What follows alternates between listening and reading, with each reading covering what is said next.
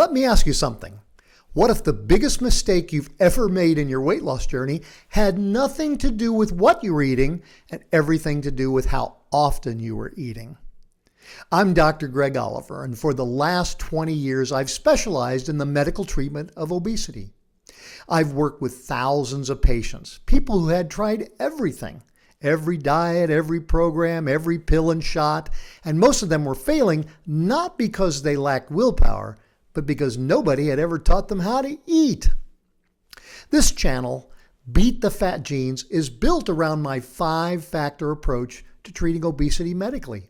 And today, we're going to start with factor number 1, nutrition. Specifically, I'm going to walk you through my in-house nutrition system called Lean 51, what it is, why it works, how it adapts to your progress, and why after 2 decades of working with patients on virtually every major weight loss diet out there, this is the approach I trust most. So let's get into it. Why does meal frequency matter? Here is something that most people don't understand about their own metabolism. When you skip meals, when you go 4, 5, or 6 hours without eating, your body doesn't know you're on a diet. Your body thinks you're on a famine. And it responds exactly the way it has for 100,000 years of human evolution. It starts breaking down muscle for fuel, it spikes your cholesterol, and it shifts into fat storage mode, holding on to every calorie it can because it doesn't know when food is coming next. So here's the cruel irony. The less you eat, the harder your body works to keep you fat. Now, some people are more vulnerable to this than others, and I call that the fat genes piece. Some of my patients are genetically predisposed to store fat aggressively, to have a slower metabolic response to calorie restriction, and to hold on to weight even when they're doing everything right. Their genes are working against them. But here's what I've learned. You can't change your genes, but you can change the environment those genes are operating in. And one of the most powerful environmental signals you can send your metabolism is this. Food is available. There is no famine. You don't need to hoard. How do you send that signal? Well, you eat consistently. You eat frequently. You keep your blood sugar stable throughout the day. And that is the entire biological foundation of Lean 51. So what exactly is Lean 51? Well, the name comes from the formula itself. 5 snack meals and 1 lean and green meal per day. 5 and 1. That's it at its core. Let me break each of those down for you. The 5 snack meals are not what you're picturing. These aren't handfuls of crackers or granola bars. Each snack meal is a small, balanced eating occasion. Roughly 1/3 of the calories come from protein, 1/3 from complex carbohydrates, and 1/3 from healthier fats. Every single calorie. So a snack meal might look something like this. A serving of Greek yogurt with a small handful of berries and a few walnuts, or some cottage cheese, a piece of fruit, and a few whole grain crackers with a little olive oil on them. We also utilize great tasting bariatric formulated and balanced portion control snack meals. These supply the balance of macronutrients and the prescribed calorie count. This helps people whose schedules or workday doesn't really accommodate a lot of snack and meal prep. The point is this, balance. You're not loading up on just carbs. You're not eating just protein. You're giving your body a balanced fuel source every time you eat. And those 5 snack meals are spaced throughout the day, about every 2.5 to 3 hours. So from the time you wake up, you're fueling your body on a consistent schedule. Your blood sugar will stay stable. Your energy stays consistent. And this is something that most patients almost always report by week 2. You stop feeling hungry all the time. The 6th eating occasion is what I call the lean and green meal. This is a regular meal, not a snack meal, consisting of a lean protein source and 2 servings of non-starchy vegetables. Think grilled chicken or fish with a large salad, maybe some steamed broccoli. This is your anchor meal. This is where whole food nutrition starts to take root. In terms of daily calories, and this varies by patient, we're typically working within a range of 1,100 to 1,800 calories per day.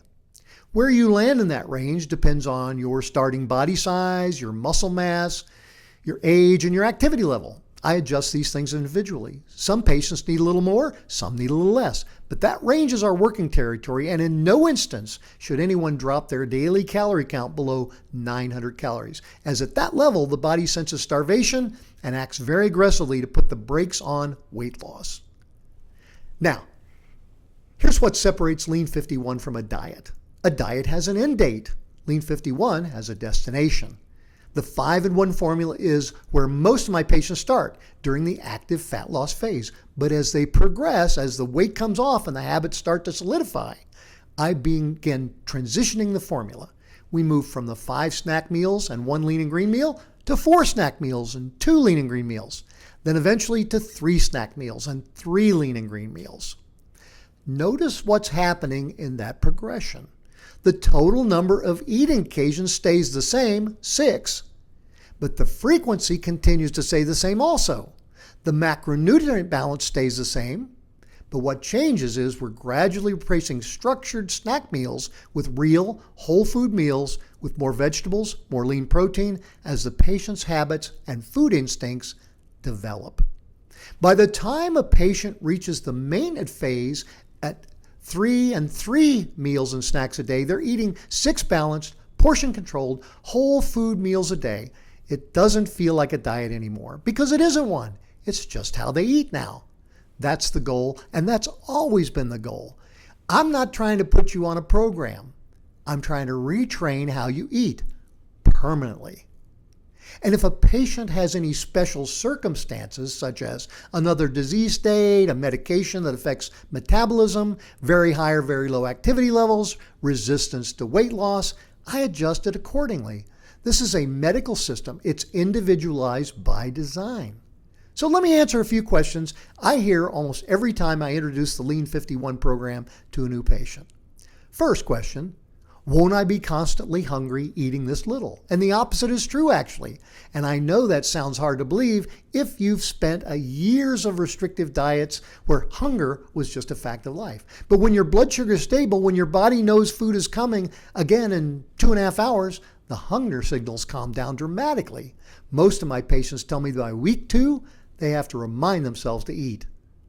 That is the metabolic shift working. For my patients that I have on GLP-1 medication or another appetite suppressant, this is an ideal diet also. It assures that they're getting adequate protein and calories to prevent muscle loss and drooping skin and tissues. So give me a second question here.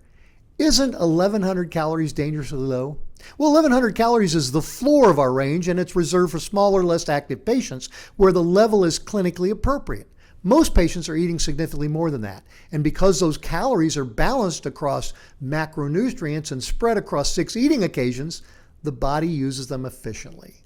We're not starving the metabolism, we're optimizing the metabolism. Third question, what about fat? I thought fat was bad. Well, fat is not the enemy. The type of fat and the context of fat matter enormously.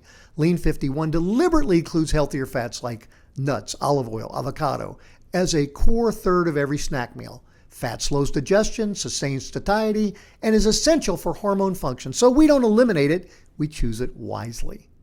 Over 20 years, I have worked with patients on most of the well-known weight loss programs and diets.